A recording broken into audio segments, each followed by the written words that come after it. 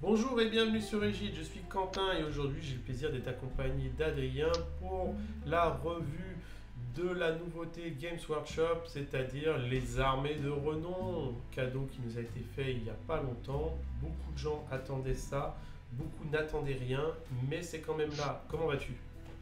Eh ben ça va très bien. On est en train d'enchaîner les discussions sur les nouveautés, donc ça me Exactement, permet de mettre le nez en plein dedans, même si on a déjà bien regardé, donc j'adore. exactement. Alors, vous ne savez pas ce que c'est qu'une armée de renom? Eh ben, vidéo, tac! Vous posez la question, qu'est-ce qu'une armée de renom? Une armée de renom, c'est simplement un complément de règles à votre BT. Un BT est composé de 4 éléments. Vos traits d'allégeance, vos optimisations, votre jeu égal, ainsi que vos war scrolls. Une armée de renom va tout simplement venir écraser 3 points principaux. Elle va écraser vos traits d'allégeance, vos optimisations et votre jeu égal. Vous vous dites, mais comment je fais pour jouer sans ça? Et bien en fait, elle va vous amener des nouveautés sur ces points-là. Des nouveaux traits de commandement, des nouveaux artefacts, des nouvelles grandes stratégies, des nouvelles tactiques de bataille et aussi des nouveaux traits d'allégeance. Vous allez pouvoir voir ça dans les vidéos qui viennent. A tout de suite.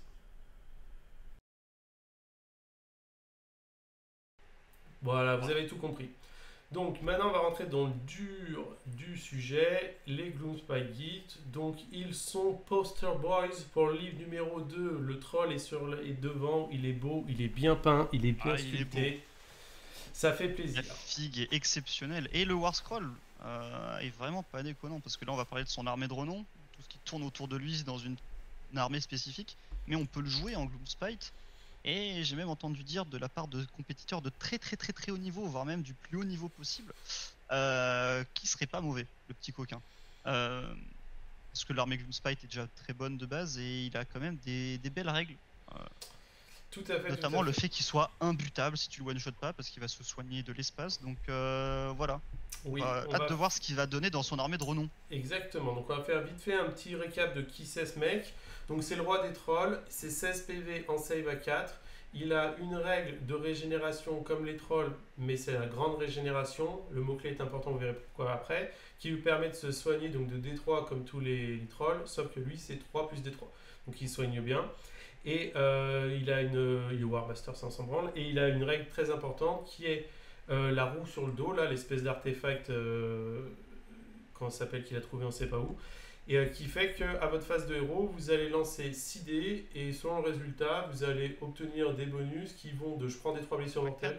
C'est pas 4D? Ah, 4 dés peut-être, oui. 4 dés, je sais plus. 4 dés. J'ai pas le War Scroll sous les Ouais, yeux. moi non plus, mais c'est des têtes. Bon, je sais pas, vous allez jeter des dés. Selon le résultat, vous allez prendre des bonus. Le 1, c'est des blessures mortelles.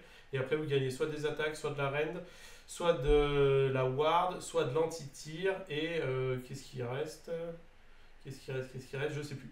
Mais bon, en tout cas. Non, non, tu ne pas. Non, Donc, mais c'est par pas. contre, pour bien préciser, même si c'est clair qu'on lit le War Scroll, tu gagnes qu'un bonus. En fait, tu lances les Oui, 4D et tu choisis un un des bonus. 4 que tes dés t'offrent. Donc c'est assez improbable que tu te prennes des BM avant que tu fasses 4-1.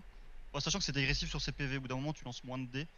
Euh, donc ouais, t'as Wardas, donc t'as les BM, Wardas 5, tu te fais toucher que sur du 6 au tir, plus un de rend, plus une Plus une attaque. attaque. Oh, Et on là, n'a pas la dernière fois derrière, à regarder. On est nul. on Tu est nul. l'écriras. Ouais, exactement, sur l'écran. Donc voilà, donc ça, c'est ce profil-là. Et du coup, cette capacité, on va appeler ça la roue, vous allez voir, c'est important parce qu'elle rentre dans un mécanisme de l'armée de renom. Donc l'armée de renom s'appelle The Strughearther, qui est un jeu de mots entre le nom du mec, du roi qui s'appelle Strug, et les Trogoths. Tout ça, tout ça.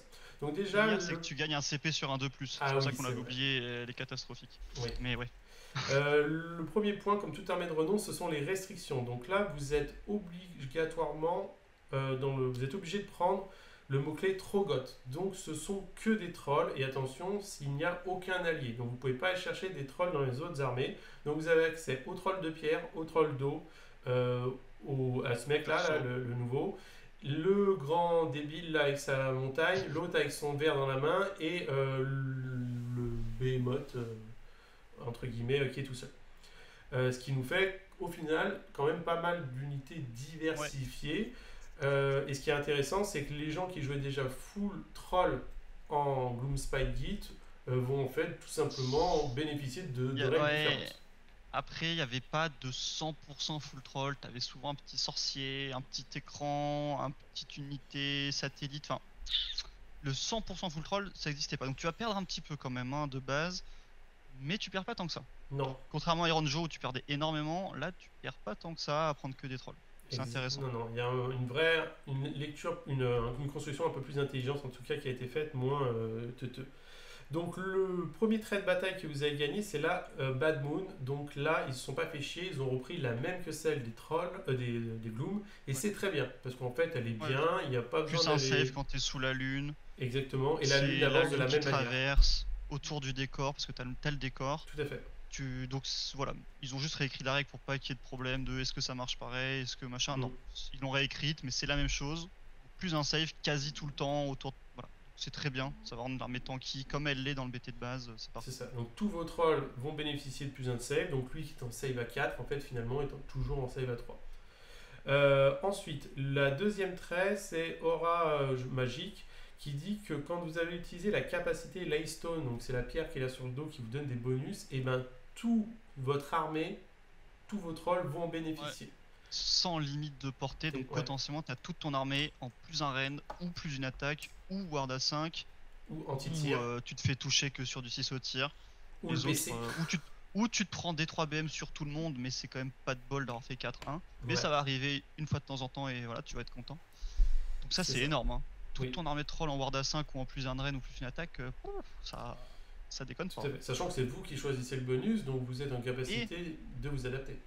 et que tu le changes pas. C'est pas à chaque phase de Oui, héros tu en dois lancer plus. tes dés, c'est si tu veux, tu lances tes dés. Donc si t'as eu ta ward à 5 et c'est ce que tu veux, regarde. D'ailleurs, je me demande si t'es mort, est-ce que tu le gardes sur toutes tes autres unités? Si Oui, le oui. troll meurt. Je pense que oui, parce que la règle dit que c'est jusqu'à la Ah ouais. prochaine fois que tu utilises la roue. Donc, Ah ouais. pour le moment, moi, il n'y a, y a rien qui me dit que. Bah, j'ai l'impression aussi, hein. Ouais. Ouais, Ah, c'est fort, hein. ouais, c'est pas mal. Hein. C'est comparé à ce que peut donner l'Iron Joe. Là, on est sur quelque chose qui est vraiment Ah, impactante et qui va surtout permettre à tous vos trolls d'avoir des bonus. Quoi. Alors, la Ward A5 sur les trolls de pierre qui l'ont déjà, c'est pas impactante. Mais sur les autres unités, ils sont contents de l'avoir parce que vos les trolls autres d'eau, les héros persos, trolls. ouais. Ouais, ouais. Non, c'est cool. Et la troisième règle, c'est The King Reckless Tout le qui monde est dit que ligne. voilà, tout le monde gagne le mot-clé ligne. Toutes les unités sont lignes, donc les trolls d'eau, les trolls de pierre. Heureusement, parce que sinon, Mm. l'armée est pas légale. Hein. Le C'est Behemoth, obligatoire qu'ils mettent ça. le prend aussi du coup. Mais attends, c'est qui Behemoth? Je vois C'est pas de qui tu le parles. grand violet là. J'ai pas mon truc là. Je vais Euh, regarder. Ça me dit rien. Je suis pas un expert en Gloom.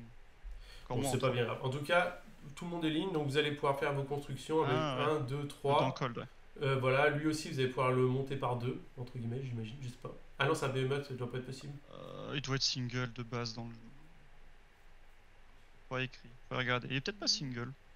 Bon, en tout cas, s'il est pas single, vous allez pouvoir le monter aussi. Voilà, c'est très bien pour faire vos constructions de liste. Ensuite, du coup, sur les traits de commandement, vous allez avoir plusieurs traits comparés à Iron Joe, et ça, c'est bien. À savoir que je ne l'ai pas noté sur le document, mais le King a accès aux traits de commandement. Ouais. Il n'aura pas accès aux artefacts, mais par contre, il a accès aux traits de commandement. C'est une nouveauté qu'on voit venir de Yes. plus en plus chez Games Workshop, qui nous laisse supposer qu'en V4, vous allez pouvoir, dans certaines conditions, donner des traits de commandement et des artefacts à des personnages nommés, et ça, c'est cool. Ouais. Effectivement. Alors, le premier vous dit que c'est celui-là qui nous a été donné par Warhammer Community, que quand vous allez utiliser votre capacité de régénération ou de grande régénération, vous allez augmenter de 1 la valeur des soins appliqués. C'est bien. Aucune portée, sur tout le monde. Ouais. Ah, c'est fort. Hein. Ah, c'est Alors vraiment bien. après, ça compense un peu le fait que quand tu joues les trolls, Il se soigne deux fois. Ouais. quand tu joues une full troll dans l'armée de base, effectivement, tu te soignes en phase de combat après avoir tapé. Donc, ça compense un peu ça. Parce que tu le perds. Donc, Tout à fait. ouais. Tout à fait, tout à fait. Ensuite, le deuxième trait de commandement, c'est chaque fois qu'une unité émet un ordre, si elle a 12 pas du porteur, donc du trait de commandement, sur un 5+, l'ordre n'est pas reçu, mais le point est dépensé. Ouais. C'est de la merde. Ça, c'est de la merde. C'est ce qu'on a déjà vu sur Linder qui a ça. Oui, Si je dis pas de exactement. bêtises. Le problème, c'est que c'est celui qui émet l'ordre, donc tu Mm. donnes avec ton héros qui est derrière, ça marche pas. C'est du 5+. Mm. Ça va une fois de temps en temps être super intéressant, mais non, tu C'est vas ça. pas le mettre, c'est trop. Non, là, c'est vrai que puis c'est lent pour jouer parce qu'en fait, ton adversaire va dire c'est qui donne l'ordre? Et tu vas dire pourquoi? Bah parce que si c'est lui, donc ah bah c'est le mec qui est derrière. Et en fait, vous perdez du temps. Si vous dites rien à votre adversaire, vous allez le frustrer aussi. C'est sur le 5+. Non, honnêtement, c'est Lady Olinder, elle essaie de l'utiliser un maximum, ça marche pas. On aurait préféré commence la neige, que c'est l'unité qui reçoit l'ordre. C'est Bien beaucoup plus plus fort. impactant. Donc, Et voilà. même avec 5+, c'est ce qu'on les caradrons, je crois. Quoique eux, c'est peut-être pareil, c'est peut-être le lanceur. Non, je crois que c'est celui qui reçoit, Non, mais c'est c'est pareil, qui c'est du reçoit. 5+. Ouais. Donc 5+, c'est chaud. C'est compliqué. Et la troisième dit que votre général est placé en frappe en profondeur, donc vous ne le déployez pas sur votre déploiement. Et il peut arriver à la fin de phase de mouvement, donc attention, il n'y a pas d'encadrement sur le temps. Vous pouvez le faire arriver au deuxième, troisième, quatrième, cinquième tour. Alors, pas 4 et 5, parce que les règles de base disent que tour 4, tu meurs si t'es en réserve. Donc t'as pas envie. Ouais, mais ça écrase, non? Ton truc. Je pense pas, faut voir comment c'est écrit, mais je pense pas. Bon, en Règle tout de cas, base, c'est si t'es en réserve, tour 4, t'es mort. il me semblait que ça écrasait. Mais bon, c'est pas bien grave. Dans tous les cas, tu voudrais que sur le champ de bataille pour donner ses bonus. Hein. Et Ah, donc, c'est par ça, contre, l'encadrement, c'est que ton général doit arriver à 3 pas d'un bord de terrain et à plus de 9 des ennemis. d'un terrain, pas d'un bord, Oui, d'un décor. terrain, d'un décor, oui, excusez-moi. C'est comme les Nurgling, c'est pas très restrictif en vrai, mais ça, ouais, ça l'est un peu. En fait, le problème c'est que tu peux pas le mettre sur le perso nommé parce que du coup tu vas perdre sa roue au round 1 et t'as pas du tout envie, t'as forcément envie de la lancer au round 1 pour mettre toute ton armée, pour avoir des chances de trouver le bonus qu'il te faut. Bon, pourquoi pas le mettre sur un autre perso, avoir un troll qui arrive en faible, c'est pas mal. Oui, sachant que Trug Sachant est que comme War Master. les donc, War Master, donc c'est effectivement c'est ça qui fait que tu perds pas ton CP, donc c'est bien. Non, non. Exactement. Donc, je Pourquoi pense qu'on partira sur la régénération la plupart du temps. Ouais. La FEP, aujourd'hui, je vois pas l'intérêt. Après, les trolls sont très C'est lents. peu. Mais au cas où. À moins qu'il y ait un build de fou qu'on n'a pas vu. Bon, la régénération semble très forte, ouais. Enfin, versatile en tout cas. C'est ça. Et stable. Les artefacts. Donc le premier vous dit que si le porteur a combattu à cette phase, les attaques qui le ciblent auront moins un touche, moins un blé jusqu'à la fin de la phase. Très bien C'est pour fort. faire, C'est très fort. ouais, pour faire survivre votre héros, moins un touche, moins un bless. Par contre, C'est Trug insane n'y a pas comme accès. buff. Hein. Oui, oui. Ouais. Oui, Trog, il n'y a pas accès. Heureusement, ça serait vraiment un monstre imbutable. Mais ton héros, ton troll, héros générique, avec ça, tu le fais taper en premier. Derrière, tout le monde a -1 pour le toucher. Et il sera en ward à 5 peut-être, ou quoi que ce soit. Il donc, sera. Ouais, vraiment, c'est très fort. Le deuxième vous dit que ça modifie la valeur de mouvement du troll. Un troll, ça bouge de 6. Et bien grâce à cet artefact, vous bougez de D6 plus 5. Donc si vous faites un 1, vous avez la même valeur qu'avant. Et si vous faites mieux, bah tant mieux. Hein. Et tu peux courir en plus, hein, c'est pas un Ah Nikos, oui, non, non. en plus, donc c'est très agréable. Voilà, on va avoir du choix parce qu'ils sont tous très bien. Parce que même le troisième est très bien, ça le transforme en monstre. Sachant que, ouais, effectivement, c'est ça qui est frustrant, c'est que les gros trolls de base sont pas monstres, les héros. Transforment en monstre, donc ça te donne accès au roar, au stomp, tu comptes pour 5. Ouais, donc non, non, honnêtement, ça me. Alors, par contre, seul défaut, c'est que du coup, le Tusk boss de l'armée de renom en face aura moins un drain sur les 6 attaques Oui. en plus sur toi. Quoi. Attention, c'est ça, vous allez en faire des match-up Ah ouais. Stronghold contre Stampede Iron Joe. Il va vous en découper. Voilà, voilà. Non, c'est vrai que être monstre, il y a un moment, c'était un peu craignos. Aujourd'hui, ça n'allait pas vraiment. Hein. La grande strat qui est plutôt pas mal. Tout à fait. Elle vous dit que votre Trug, donc le roi des trolls, doit être en vie à la fin de la partie et qu'aucun ennemi héros, j'ai oublié le mot héros, enfin je modifie, soit présent sur le champ de bataille. C'est pas évident, hein, parce que des héros qui vont se planquer dans les... Mais bon, elle est pas nulle. Si tu veux vraiment être en full roleplay et jouer ton armée de renom avec la grande strat de l'armée de renom, elle est faisable. C'est ça. Elle est pas facile, tu la feras pas tout le temps. Parce que Trug va quand même souvent survivre, hein, parce que déjà, c'est pas lui qui va forcément être en tête de ligne, parce que certes il est très solide, mais il tape pas non plus comme un bœuf, donc c'est pas forcément lui que tu vas vouloir envoyer dedans tout le temps. Qui peut survivre. Si le problème c'est de tuer tous les héros ennemis, ça c'est pas. Sachant que t'as pas de tir, t'as pas trop de mécanismes de passer derrière les écrans, tout ça, donc tu vas vraiment être une armée de close standard. Enfin, si t'as du tir, mais c'est pas du tir à portée. Ouais, ça tire pas loin. Donc 9 et 12, ouais, tu vas pas sniper grand chose. Non, elle est entre guillemets jouable, elle est pas cassée, elle est jouable. Elle est difficile. Si vous êtes avec des amis, moi ça m'arrive de prendre des trucs en STD, réussir un 12 sur le cadeau des dieux, ça arrive jamais, mais c'est pour le fun au cas où ça passe. Mais c'est vrai qu'en compète, ça m'étonnerait qu'on la voit beaucoup. Quoi. Mais ouais, elle est jouable. Et pour la tactique de bataille, donc la première vous dit de choisir un héros ennemi et il doit être tué à ce tour par Trug, le héros, le roi des trolls.